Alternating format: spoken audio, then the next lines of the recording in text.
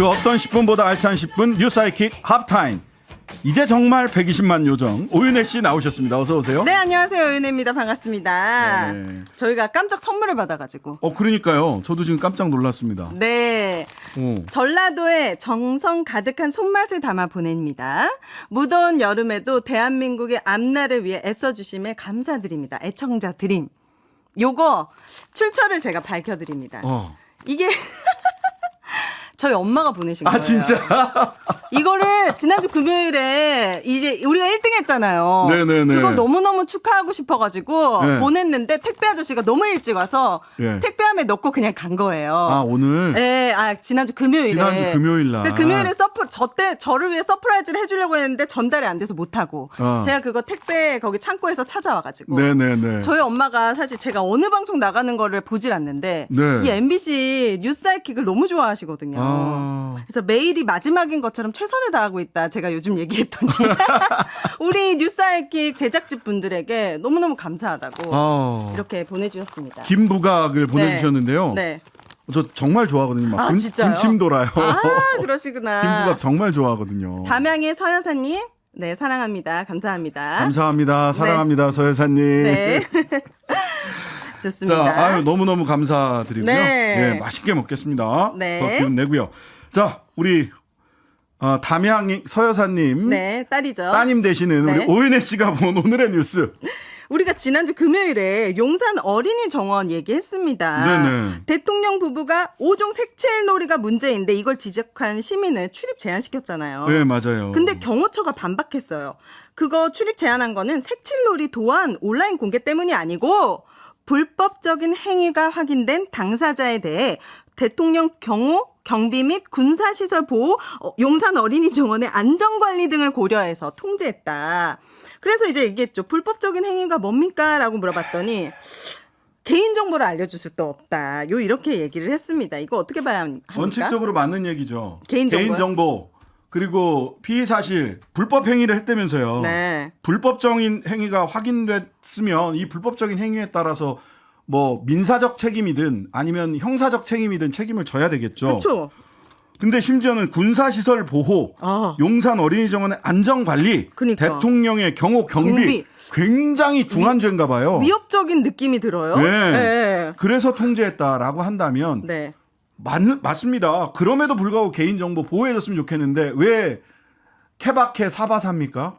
어떤 경우에는 피의사실 공표를 밥 먹듯 하시잖아요. 근데 이거는 또 왜 개인정보라서. 개인정보라고 얘기를 안 하실까요? 근데 이게 용산 어린이 정원이면 어린이들이 많이 가기 때문에 뭔가 불법적이고 뭔가 위험한 일이었다면 공개를 해줘야 우리도 조심할 수 있을 텐데. 조심할 수 있을 거고요. 그런데 말을 하자면 결과적으로 이렇게 얘기를 하면 어떤 사람에 대해서는 피의사실 공표 무슨 의혹만으로도 다 막 한상혁 방통위원장은 기소됐다는 이유로 자르고 의혹이 있다는 이유로 지금 박문진 이사장이나 이런 분들도 의혹이 있고 감사가 끝나기도 전했는데 감사를 받고 있다는 이유만으로 해임하려고 하고 해임했고 KBS 이사장 같은 경우는 이러고 있단 말이죠. 그런데 여기서는 개인정보를 알려줄 수 없다? 이러면은 국민들은 어떤 의구심을 갖게 돼요? 그러니까 이 시민은 되게 억울할 것 같아요. 그 이유 색칠놀이 도안 온라인 공개 때문이 아니라고는 했지만 왜 통제를 했는지 얘기를 안 해주면 알 수가 없잖아요. 알 수가 없죠. 그러면은 나는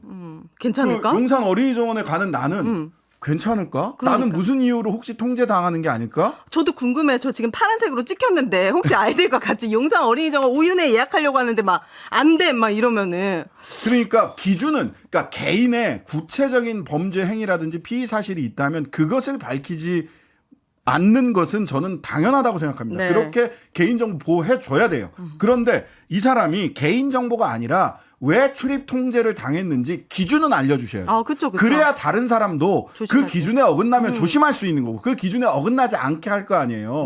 그냥 다만 색칠놀이 도안 온라인 공개 때문이 아니다라는 말만 하고 나머지는 무시무시하게 대통령 경호 경비, 군사시설 보호, 안전관리 이렇게 얘기를 하면 그럼 그 기준이 뭐예요? 다 고무줄이라고 생각할 수밖에 없는 거 아닌가요? 개인의 정보를 개인의 그 피의 사실 내지는 불법 행위 사실을 공개하라는 게 아닙니다. 기준을 얘기하라는 거예요. 법규와 기준은 일반적이어야 되잖아요. 규범은 보편적이어야 된다고요. 어느 누구든 이런 행위를 했으면 용산 어린이정원 들어갈 수 없다. 알려주셔야죠. 그러니까요. 그렇게 알려주지 않고 이렇게 얘기하는 거는 네. 에이, 사실은 다른 이유 있으면서 사람 겁주고 있는 거 아니야? 이렇게 의심해볼 의심할 수밖에 없는 거예요. 보편적인 규범, 기준을 알려주세요. 그렇지 않으면 의심은 계속될 겁니다. 맞습니다. 자, 두 번째. 지난 금요일에 노무현 대통령 사자 명예훼손 혐의로 징역 6개월을 선고받은 정진석 국민의힘 의원이 있습니다. 그런데 이분이 금요일에 항소를 했더라고요. 그래서 제가 이분이 그 노무현 전 대통령에 대해서 어떤 얘기 때문에 명예훼손 관련된 이 혐의 6개월 형이 나왔는지 궁금해서 찾아보니까 정 의원은 2017년 9월 페이스북에 노 전 대통령의 죽음을 놓고 노 대통령의 부인 권양숙 씨와 아들이 박연차 씨로부터 수백만 달러의 금품 뇌물을 받은 혐의로 검찰 조사를 받은 뒤 부부싸움 끝에 권 씨는 가출하고 그날 밤 혼자 남은 노 대통령이 스스로 목숨을 끊은 사건이라고 적어 논란이 됐다. 네. 유족들이 이 사실을 가지고 고소를 했다고 합니다. 네. 그런데 이제 이 실형을 선고한 판사에게 노사모다. 이거 뭔가 의심스럽다 하면서 엄청나게 지금 항소를 하면서 화가 많이 났더라고요. 그 전주의 의원 판사 출신이에요. 네. 근데 노사모 아니냐라고 얘기한 근거가 뭐냐면 네. 고등학교 3학년 시절 썼던 글이더라고요. 아, 이 판사가 예. 고3 때 썼던 글을 찾아낸 거예요? 예. 이런 힘으로 제발 일 좀 하세요. 이런 의지로 잼버리 했으면 안 망했겠네. 박 판사님이 네.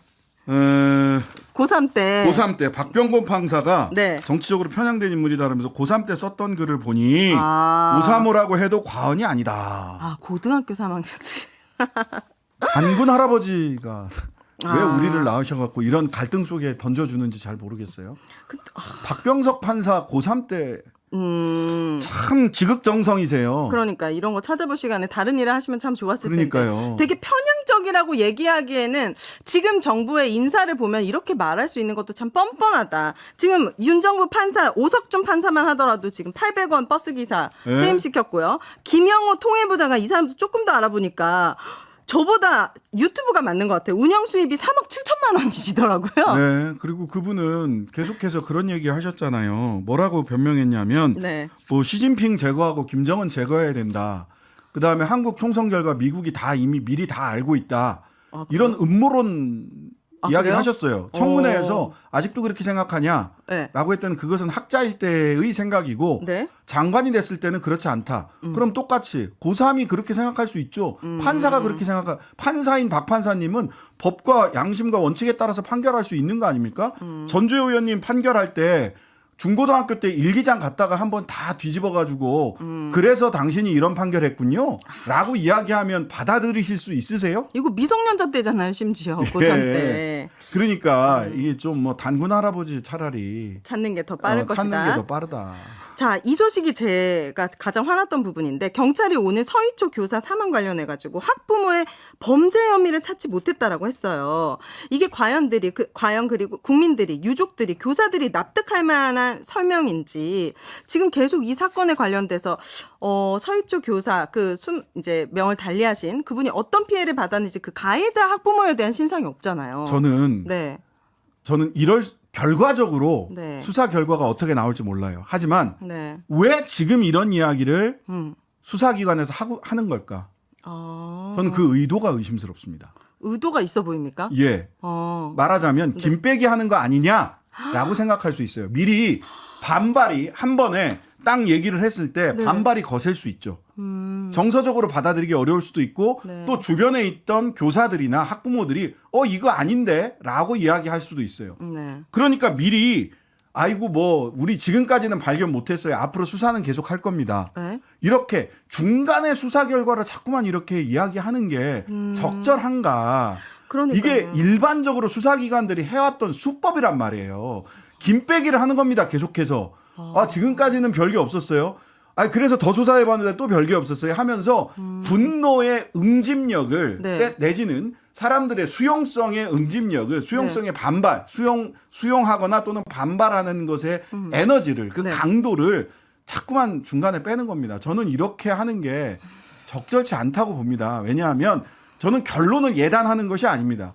결론은 달라질 수 있어요. 하지만 철저하게 수사해서 정말 납득할 수 있는 수사 결과를 충분히 내놓고 네. 객관적 사실과 법률 판단을 가지고 피해자든 네. 아니면 지켜보고 있는 제3자든 지금 분노하고 있는 교사든 네. 학부모든 우리 국민들을 설득하는 것이 수사기관의 임무입니다. 맞습니다. 중간에 이렇게 얘기를 해서 아이고야 더 의구심을 부추기거나 네. 또는 나중에 있을 반발의 에너지를 미리 김 빼게 하려고 하는 것은 아닌가라는 생각이 들어요. 이 끝까지 지켜봐야겠네요. 수사기관은 수사 결과로 이야기해야 됩니다.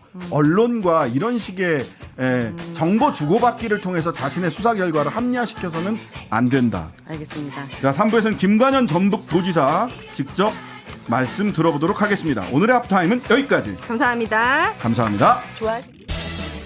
하루 종일 기다려지는 진짜 시사.